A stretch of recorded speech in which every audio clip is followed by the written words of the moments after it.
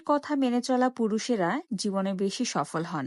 নারী পুরুষ উভয়ে মিলেমিশে চললে, একে অপরের কষ্ট বুঝতে পারলে সংসারটা সুন্দরভাবে কেটে যায়। এই বক্তব্যটি সাম্প্রতিক এক গবেষণার ফলাফল, যা দাম্পত্য জীবনের গভীর দিকগুলোকে প্রকাশ করে।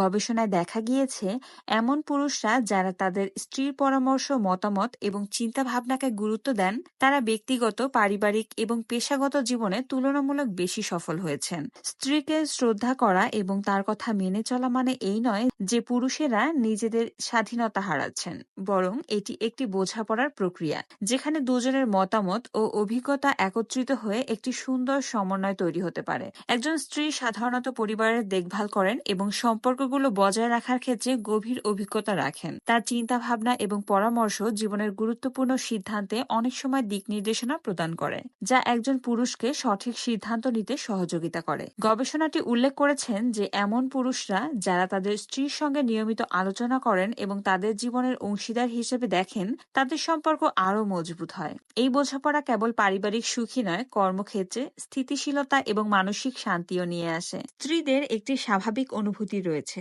যা অনেক সময় জীবনের জটিল সমস্যাগুলোর সহজ সমাধান বের করতে সাহায্য করে। তাছাড়া একজন স্ত্রীকে সম্মান জানানো এবং তার মতামতকে গুরুত্ব দেওয়া পুরুষদের ব্যক্তিত্বকে আরও বেশি পরিপূর্ণ করে তোলে। এটি তাদেরকে আরও ধৈর্যশীল, সহানুভূতিশীল এবং দায়িত্বশীল হিসেবে গড়ে তুলতে সহযোগিতা করে। পারস্পরিক শ্রদ্ধা এবং ভালোবাসায় এই সম্পর্ক শুধু দাম্পত্য জীবন নয়, বরং পেশাগত জীবনেও ইতিবাচক প্রভাব ফেলে। অতএব স্ত্রীর কথা মেনে চলা মানে কেবল সম্পর্কের প্রতি শ্রদ্ধা প্রদর্শন নয়, এটি একটি সফল এবং সুখী জীবনের দিকে এগিয়ে যাওয়ার চাবিকাঠি। স্ত্রী স্বামীকে কেবল একটি পরিবার নয়, বরং জীবনের প্রতিটি ক্ষেত্রে স্থিতিশীলতা এবং উন্নতির পথে পরিচালিত করতে সাহায্য করে। কাজেই স্ত্রীর কথার গুরুত্ব দেয়া কিংবা স্ত্রীর কথা শোনা কিংবা তার পরামর্শ গ্রহণ করা পুরুষদের জীবনে সফলতার অন্যতম চাবিকাঠি। আসসালামু আলাইকুম, কেমন আছেন আপনারা সবাই? আমি আলহামদুলিল্লাহ ভালো আছি। আশা করছি আপনারা যে যেখান থেকে আমার আজকের ব্লগটি দেখছেন সবাই অনেক ভালো আছেন এবং সুস্থ আছেন। আমার বাবার একটা বদ অভ্যাস আছে, সেটা হচ্ছে সে যখন তখন যে কারণেই বাজারে যাক না কেন, যদি তাজা কোনো মাছ পায় তাহলে সেটা নিয়েই আসবে। এই যে যেমন ধরুন, রোজার মধ্যে সে একদিন আসরের নামাজ পড়তে বাহিরে গিয়েছে এবং তখন সেখানে গিয়ে এরকম ফ্রেশ মাছ পেয়েছে, তাই সেগুলো বাসায় নিয়ে চলে এসেছে। কিন্তু বাসায় আসতে আসতে প্রায় মাগরিব হয়ে গিয়েছে, তখন তো ইফতারি টাইম হয়েছে, তো তখন আর কাটা যায়নি। তারপরে আম্মু মাগরিবের নামাজ শেষ করে মাছগুলোকে একদম সুন্দর করে গুছিয়ে ফ্রিজে রেখে দিয়েছে এবং তার পরের দিন আমরা এই মাছগুলোকে আজকে রান্না করছি।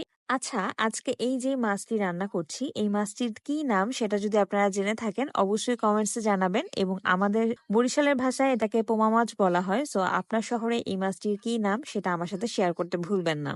আমার নর্মালি মাছের নাম মনেই থাকে না, তাও দুই একটা মাছের নাম একটু একটু মনে থাকে। তো এই মাছের নামটা আমার জানাই ছিল, তাই আপনাদের সাথে শেয়ার করলাম।